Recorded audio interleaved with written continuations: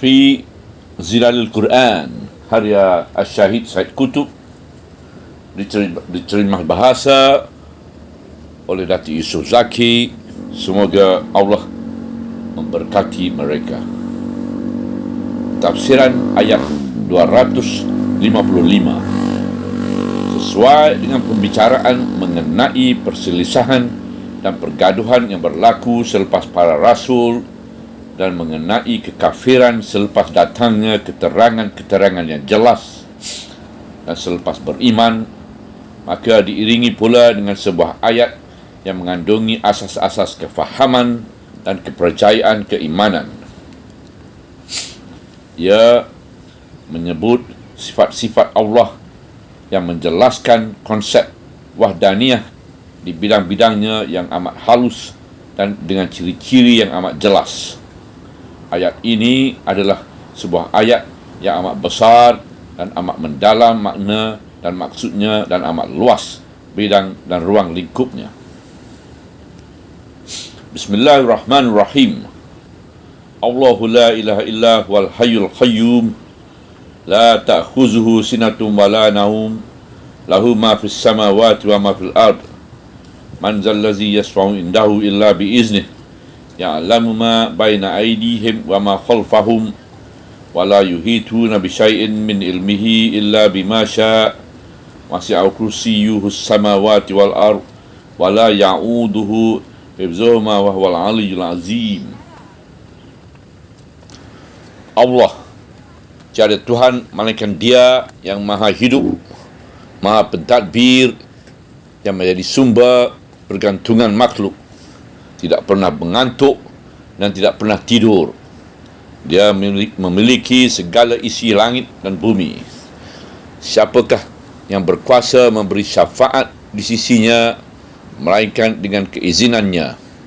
Dia mengetahui apa yang ada di hadapan mereka dan apa yang ada di belakang mereka, sedangkan mereka tidak mengetahui sesuatu dari ilmunya melainkan apa yang dikehendaki olehnya. Luas singgasananya meliputi langit dan bumi, dan ia tidaklah memberatkannya untuk memelihara keduanya, dan dia maha tinggi lagi maha besar. Ayat 255. Asas-asas kepercayaan Islam yang semesta. Setiap sifat dari sifat-sifat ini mengandungi asas dari asas-asas kefahaman dan kepercayaan Islam yang semesta. Walaupun ayat-ayat Al-Quran yang diturunkan di Mekah pada umumnya berlegar di sekitar pembinaan kefahaman dan kepercayaan ini, namun dalam ayat-ayat Al-Quran yang diturunkan di Madinah juga kita dapat menemui di dalam berbagai-bagai kesempatan pembicaraan mengenai maudhu yang pokok dan penting ini, iaitu maudhu yang menjadi asas seluruh sistem hidup Islam, dan sistem itu tidak akan tegak di dalam hati kecuali tegaknya asas itu jelas dan berubah kepada hakikat-hakikat yang diterima oleh hati dengan penuh kejelasan dan keyakinan. Sebelum ini, saya telah memperkatakan sewaktu mentafsir surah Al-Fatihah di awal juzuk pertama Fi Zilal cetakan ini tentang betapa pentingnya kejelasan sifat Allah Subhanahu Wa Taala di dalam hati manusia. Ini disebabkan kerana timbunan sampah sarap kepercayaan jahiliah yang menyelubungi hati manusia adalah sebahagian besarnya berpunca dari kekaburan hakikat ini. Juga berpunca kerana hakikat ini telah dikuasai oleh kepercayaan kurafah dan dongeng-dongeng, dan seterusnya berpunca dari kekeliruan yang menyelubungi hakikat ini, walaupun dalam kajian ahli falsafah yang paling besar sehingga lahir agama Islam, lalu ia menjelaskan hakikat ini dengan sejelas-jelasnya dan menyelamatkan hati nurani manusia dari timbunan sampah sarap yang berat itu dan dari kesesatan dan meraba-raba di dalam gelap gelita. Setiap sifat dari sifat-sifat yang terkandung di dalam ayat ini melambangkan asas kepercayaan Islam yang jelas dan asas sistem hidup Islam yang terang. Allahu la ilaha illa huwa. Allah, tiada Tuhan melainkan Dia. Konsep wahdaniyah. Inilah konsep wahdaniyah yang tegas, yang tidak memberi ruang kepada sebarang penyelewangan dan kekeliruan sebagaimana yang berlaku kepada agama-agama yang terdahulu selepas kedatangan Rasul-Rasul, seperti kepercayaan Trinity atau meninggalkan Tuhan yang direka-rekakan oleh dewan-dewan gereja selepas Isa alaihissalam. Ia juga tidak memberi ruang kepada sebarang kekeliruan sebagaimana yang berlaku kepada kepercayaan wataniyah yang cenderung pada konsep tauhid yang disalutkan dengan dongeng-dongengan seperti kepercayaan orang-orang Mesir purba. Di suatu masa terhadap wahdaniyah Allah, kemudian mereka salutkan wahdaniyah itu dengan kepercayaan bahawa Tuhan menjelma pada matahari dan kepercayaan adanya tuhan-tuhan kecil yang tunduk kepadanya. Konsep wahdaniyah yang tegas dan jelas inilah yang menjadi asas kefahaman dan kepercayaan Islam, dan dari asas kepercayaan inilah lahirnya seluruh sistem hidup Islam. Oleh itu, dari kefahaman dan kepercayaan inilah lahirnya konsep bertawajuh kepada Allah yang Maha Esa dengan ubudiyah dan amal ibadat, dengan erti seseorang itu tidak memperhambakan dirinya melainkan hanya kepada Allah, dan tidak melakukan amal ibadat melainkan kerana Allah, dan tidak mengikatkan dirinya dengan sesuatu ketaatan yang lain melainkan ketaatan kepada Allah dan kepada perintah-perintahnya. Dan dari kefahaman ini lahirnya dasar bahawa hak hakimiyah atau hak memerintah itu hanya milik Allah sahaja. Oleh itu, hanya Allah sahaja yang berhak mengaturkan undang-undang bagi manusia, dan perundangan manusia pastilah mengambil dari syariah Allah. Dan dari kefahaman ini lahirlah dasar mengambil seluruh nilai dari Allah Subhanahu Wa Taala sahaja. Mana-mana nilai dari seluruh nilai-nilai hidup adalah tidak dimasuk kira jika ia tidak diterima di dalam neraca pertimbangan Allah.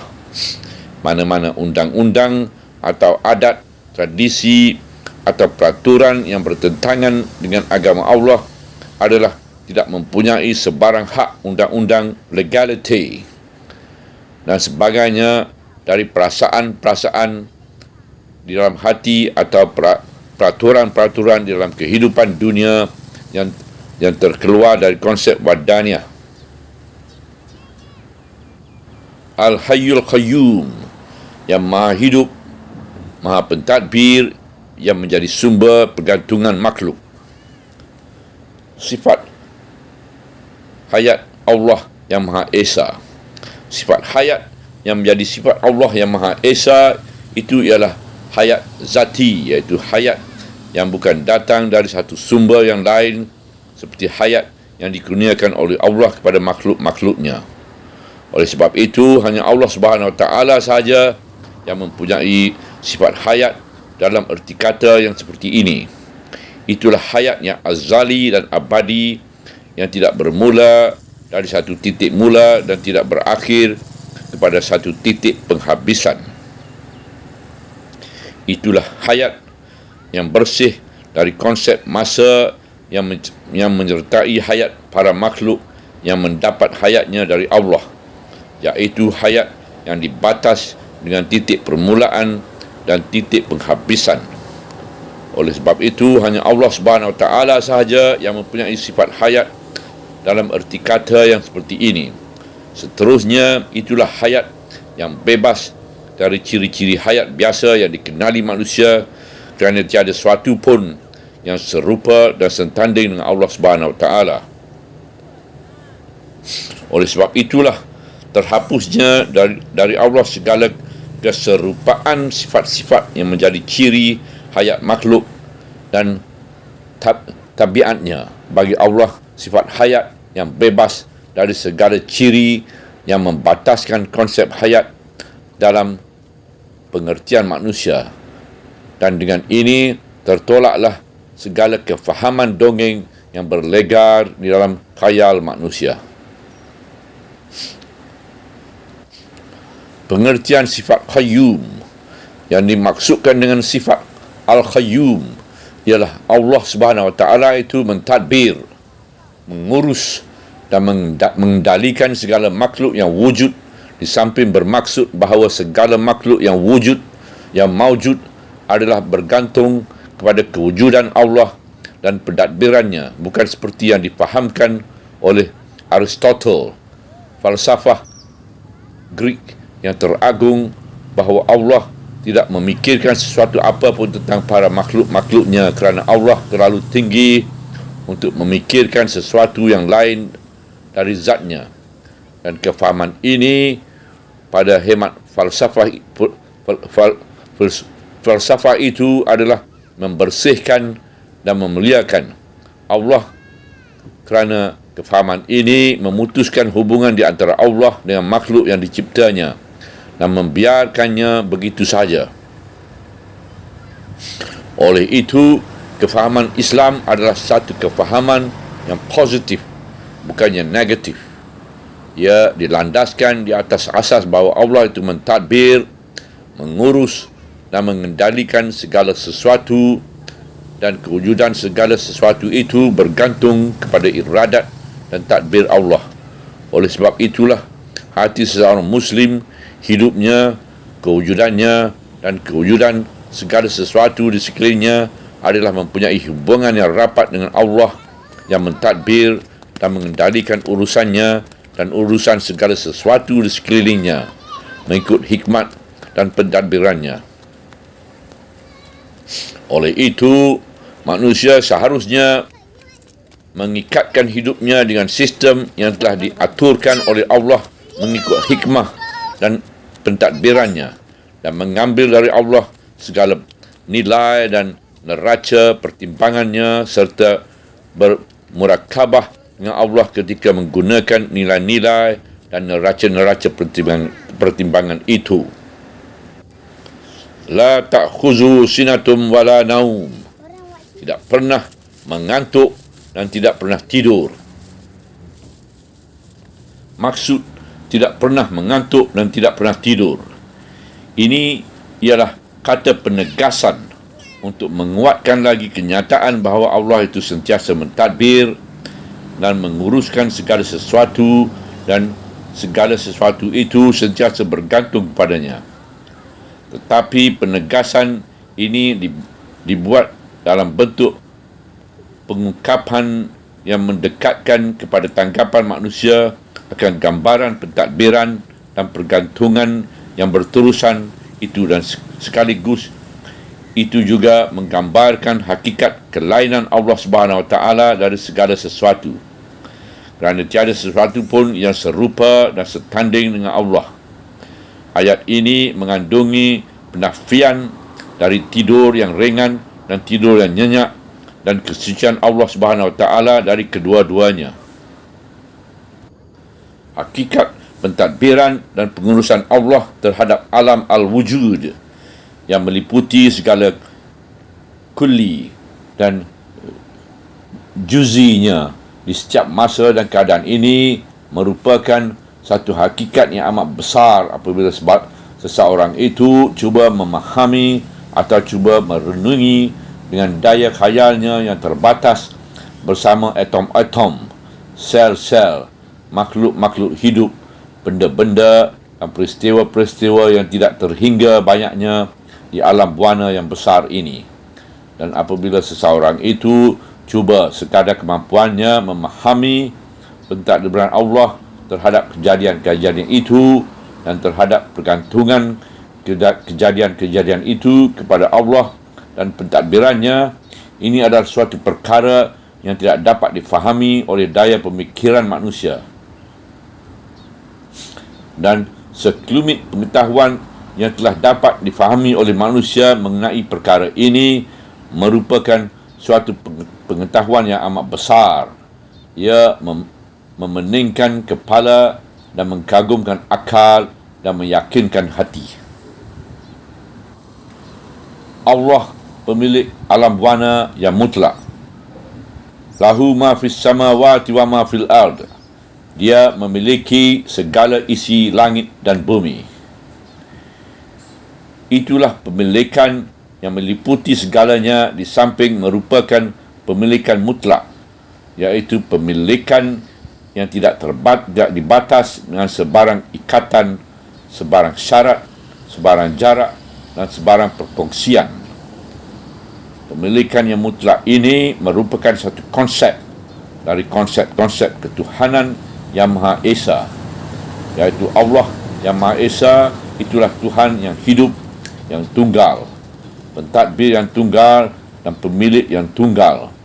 Pemilikan yang mutlak ini menafikan segala bentuk perkongsian yang terlintas di dalam pemikiran dan kefahaman manusia, dan di samping itu ia mempunyai kesan dalam mewujudkan konsep pemilikan dan hakikatnya dalam dunia manusia. Apabila jelaslah pemilikan yang hakiki ini hanya dipunyai oleh Allah sahaja, maka bererti manusia dari awal-awal lagi tidak memiliki sesuatu apapun. Malah mereka hanya diberi perwakilan selaku penjaga sahaja oleh Allah, selaku pemilik asal yang memiliki segala sesuatu.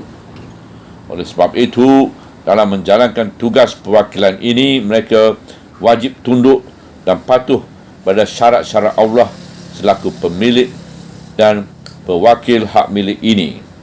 Syarat-syarat Allah pemilik yang memberikan perwakilan ini itu telah diterangkan kepada mereka di dalam syariatnya, iaitu mereka tidak berhak keluar dari syariat itu.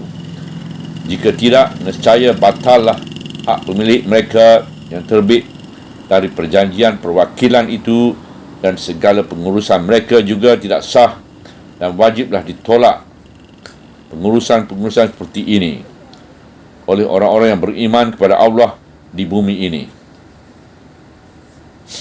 Demikianlah kita dapat melihat kesan kefahaman dan kepercayaan Islam di dalam perundangan Islam dan di dalam realiti kehidupan mereka yang ditegakkan di atas kepercayaan itu. Apabila Allah berfirman di dalam Al-Quran, Dia memiliki segala isi langit dan bumi. Lahu ma fis samawati wa ma fil ard. Maka Allah bukan bermaksud semata-mata nak menjelaskan suatu hakikat kepercayaan, malah Allah bermaksud meletakkan satu asas dari asas-asas perlembagaan hidup manusia, juga menentukan jenis pertalian di dalam kehidupan itu. Tetapi dengan semata-mata adanya hakikat ini tertanam di dalam hati, dengan semata-mata adanya kesedaran seseorang terhadap Allah selaku pemilik yang hakiki terhadap segala isi langit dan bumi, dengan semata-mata adanya kefahaman seseorang bahawa dia sebenarnya tidak memiliki sesuatu apapun yang dikatakan orang sebagai miliknya itu, dan memulangkan semua hak milik itu kepada Allah yang memiliki segala isi langit dan bumi, dengan semata-mata adanya perasaan pada seseorang bahawa segala apa yang ada dalam tangannya hanya pinjaman-pinjaman dari Allah untuk satu jangka waktu yang tertentu sahaja. Kemudian pinjaman-pinjaman ini akan diambil balik oleh tuan punyanya yang telah memberi pinjam kepadanya untuk satu masa yang tertentu. Dengan semata-mata adanya hakikat-hakikat dan kesedaran-kesedaran ini sudah cukup untuk merendahkan tekanan perasaan tamak haloba, tekanan perasaan bakhil dan kikir, dan tekanan pertarungan dan perlumbaan gila-gilaan untuk merebut kekayaan. Juga sudah cukup untuk mencurahkan rasa berpada dan reda dengan kadar rezeki yang telah dicapai, untuk mencurahkan perasaan toleransi dan murah hati dengan apa yang ada dan mencurahkan rasa ketenteraman dan ketenangan sama ada di waktu mendapat rezeki dan di waktu tidak mendapat rezeki, di mana jiwa tidak merasa hampa dan kecewa terhadap sesuatu yang terluput dan hilang dan tidak merasa begitu kepunan terhadap sesuatu yang jauh.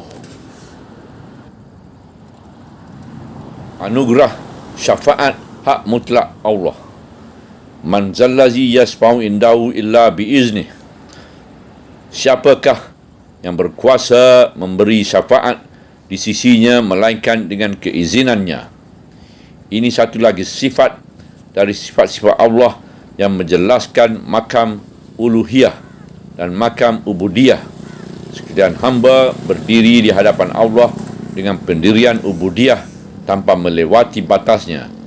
Mereka berdiri di makam seorang hamba yang khusyuk dan rendah diri dan tidak menampilkan dirinya di hadapan Tuhannya dan tidak berani memberi syafaat di sisinya kecuali sesudah diberi keizinan. Ia akan mematuhi keizinan itu dan memberi syafaat mengikut batas-batas keizinan itu.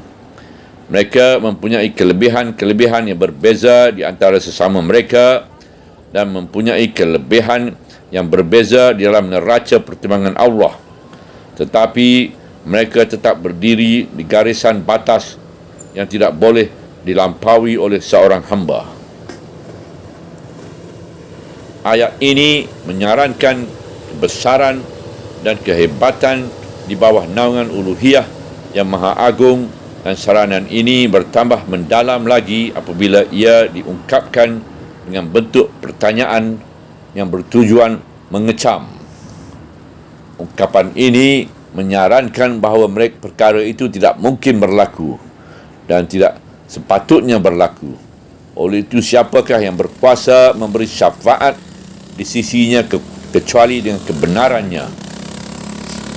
Di bawah bayangan hakikat ini jelas kelihatan segala kepercayaan yang sesat dan menyeleweng bagi segolongan orang-orang yang datang selepas rasul-rasul itu.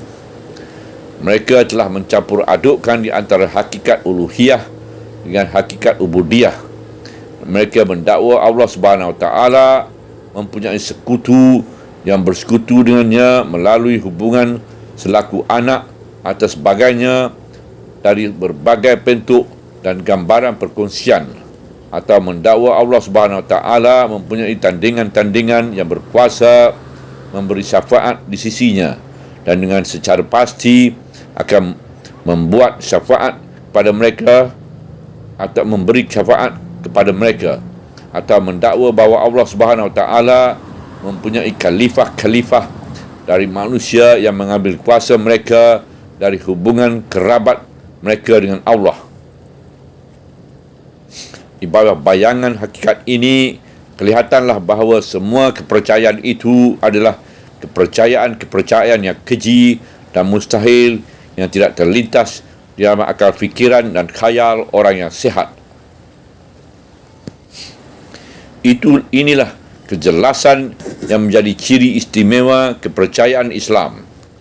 Kejelasan ini tidak meninggalkan ruang kepada sebarang kekeliruan dan anggapan yang karut atau sebarang getaran kepada pandangan dan penglihatan uluhiyah tetap uluhiyah dan ubudiyah tetap ubudiyah, dan di sana tidak ada sebarang titik pertemuan di antara keduanya. Tuhan tetap Tuhan dan hamba tetap hamba, dan di sana tidak ada ruang untuk perkongsian dan titik pertemuan di antara tabiat keduanya. Adapun hubungan hamba dengan Tuhan dan rahmat Tuhan terhadap hamba juga hubungan yang dekat dan mesra dan hubungan memberi pertolongan, maka Islam mengakui hubungan itu. Ia mencurahkan hubungan itu sepenuhnya ke dalam jiwa dan hati orang yang beriman. Ia meninggalkan setiap mukmin hidup di bawah naungan hubungan yang lembut dan manis itu tanpa memerlukan pada mempercampur adukkan tabiat uluhiyah dengan tabiat ubudiyah, dan tanpa memerlukan kepada pengeliruan kepercayaan-kepercayaan yang karut, pengabuan mata dan keadaan keketaran yang tidak dapat menunjuk satu gambaran yang terang dan jelas. Ilmu Allah yang syumul, ya'lamu ma baina aydihim wa ma khalfahum wa la yuhituna bi syai'in min ilmihi illa bima syaa, dan mengetahui apa yang ada di hadapan mereka dan apa yang ada di belakang mereka, sedangkan mereka tidak mengetahui sesuatu dari ilmunya melainkan apa yang dikehendaki olehnya.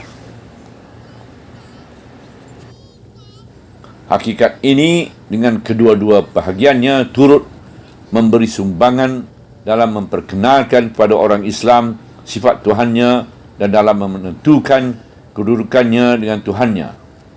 Allah mengetahui apa yang ada di hadapan manusia dan apa yang ada di belakang mereka. Ungkapan ini menggambarkan ilmu Allah yang sempurna dan meliputi segala apa yang ada di sekeliling mereka. Ia meliputi hal-hal yang ada di hadapan mereka dan meliputi hal-hal mereka yang gaib, yang telah berlalu dan yang akan berlaku, yang masih terlindung dari mereka. Begitu juga ia meliputi segala perkara yang diketahui dan tidak diketahui mereka pada setiap waktu. Pada umumnya, ungkapan ini merupakan satu ungkapan bahasa yang menggambarkan ilmu yang merangkumi segala-galanya. Adapun manusia, maka mereka tidak mengetahui sesuatu apa kecuali sesuatu yang diizinkan Allah. Bahagian pertama hakikat ini ialah ilmu Allah yang mengetahui apa yang ada di hadapan dan di belakang mereka. Bahagian ini boleh menimbulkan perasaan gemetar di dalam hati seseorang. Di sini, seseorang itu berdiri dengan keadaan terdedah pada setiap detik di hadapan Allah yang menciptakannya dan mengetahui segala sesuatu yang ada di hadapan dan di belakangnya, yang mengetahui segala sesuatu yang disembunyikan dan yang dinyatakan, yang mengetahui segala sesuatu yang diketahui dan tidak diketahui olehnya, dan yang mengetahui segala sesuatu yang telah berlalu dan yang akan datang yang tidak diketahui olehnya. Wujudnya kesedaran yang seperti ini pada hati seseorang sudah cukup untuk menimbulkan perasaan gemetar yang dirasai oleh seseorang yang berdiri dengan keadaan terdedah dengan segala rahsia hatinya di hadapan Allah, dan sudah cukup dan dengan segala rahsia hatinya di hadapan Allah dan sudah cukup untuk mencurahkan ke dalam hatinya perasaan berserah kepada Allah yang mengetahui segala sesuatu zahir dan batin. Bahagian yang kedua hakikat ini ialah manusia tidak mengetahui melainkan sesuatu yang dikehendaki oleh Allah sahaja. Bahagian ini sepatutnya difikirkan oleh manusia dengan panjang lebar, terutama di zaman ini di mana mereka terpesona dengan kemajuan sains dalam mana-mana aspek alam dan kehidupan. Wala yuhitu nabi syai'in min ilmihi illa bima syaa. Sedangkan mereka tidak mengetahui sesuatu dari ilmunya melainkan apa yang dikehendaki olehnya.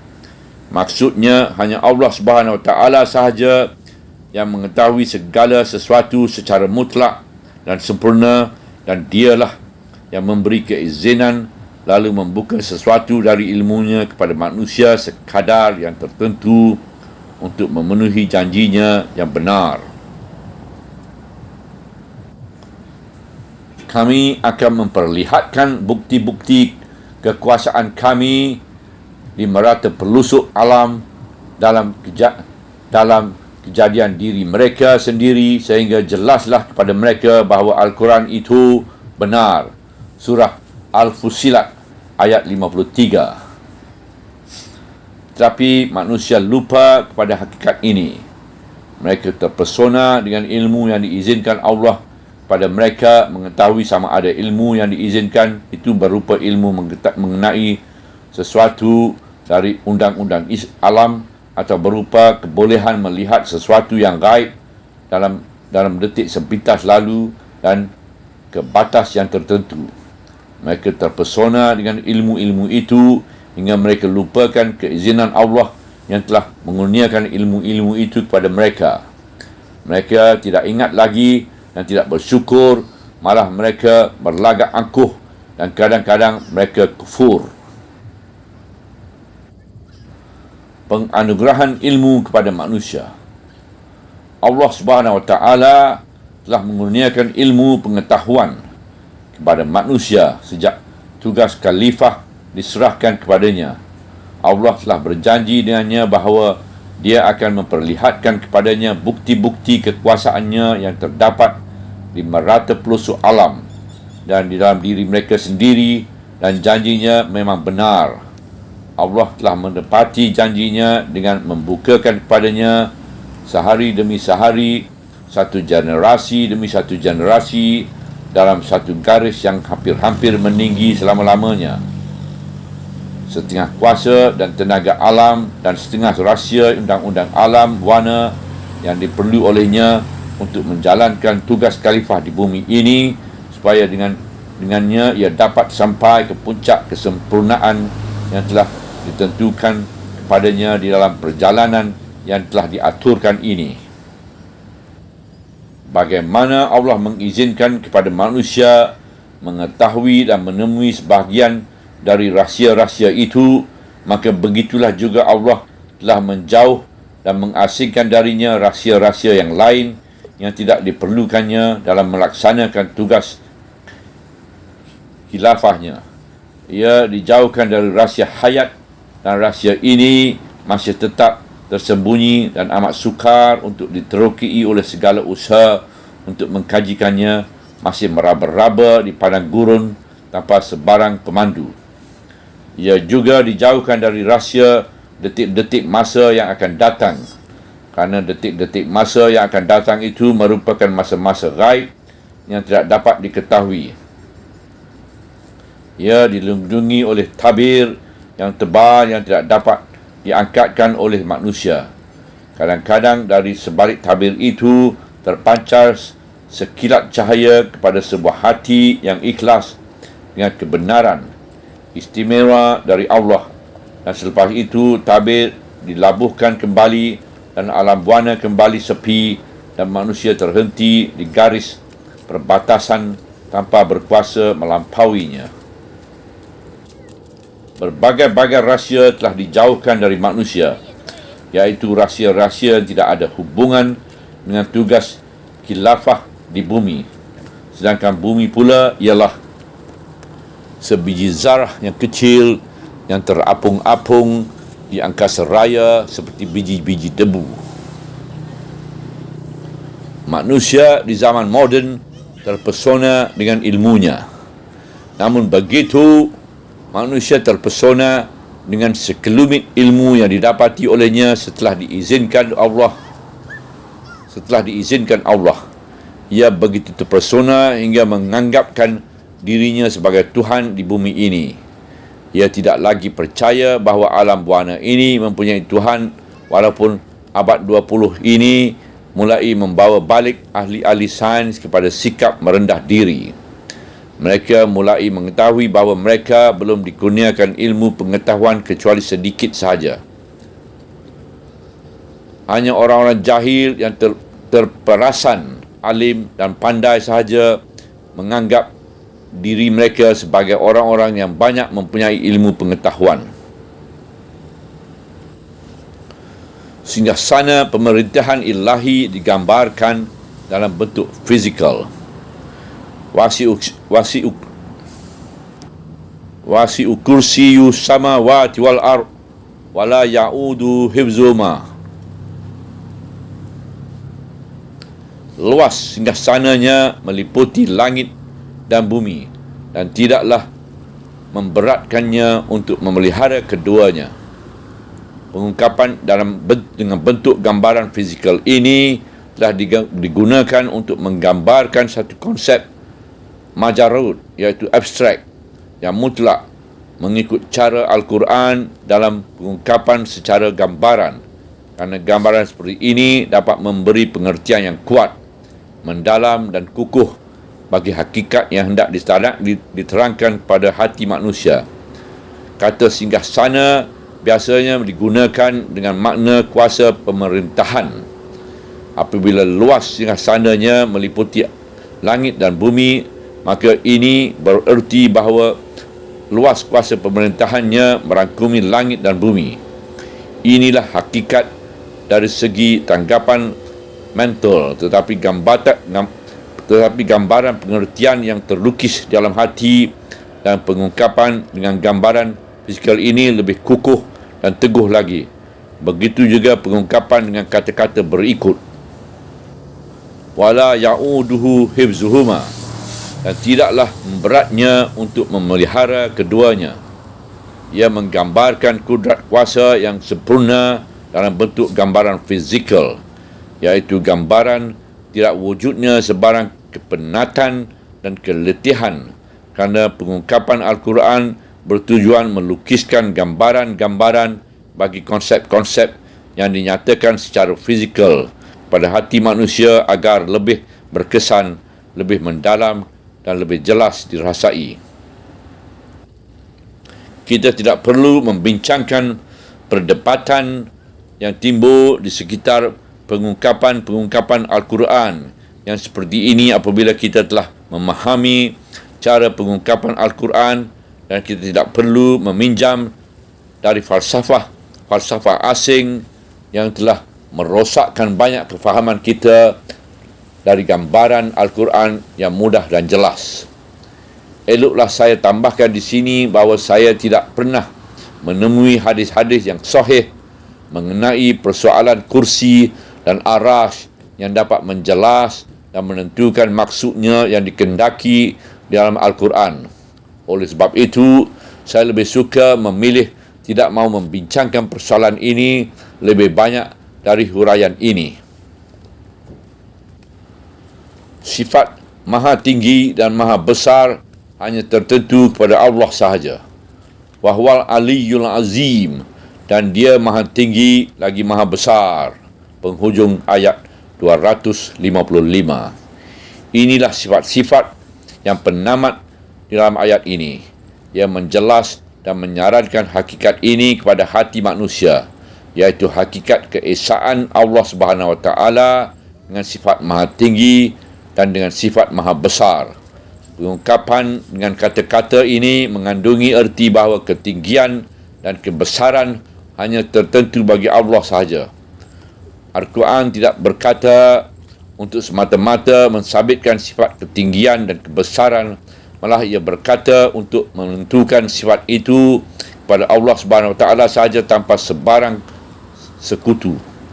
Allah lah yang satu-satunya bersifat maha tinggi dan maha besar, dan tidak seorang hamba yang berlagak tinggi dan besar hingga ke makam ini melainkan akan dikembalikan Allah kepada kerendahan dan kehinaan dan akan dihumban ke dalam azab dan kehinaan di akhirat.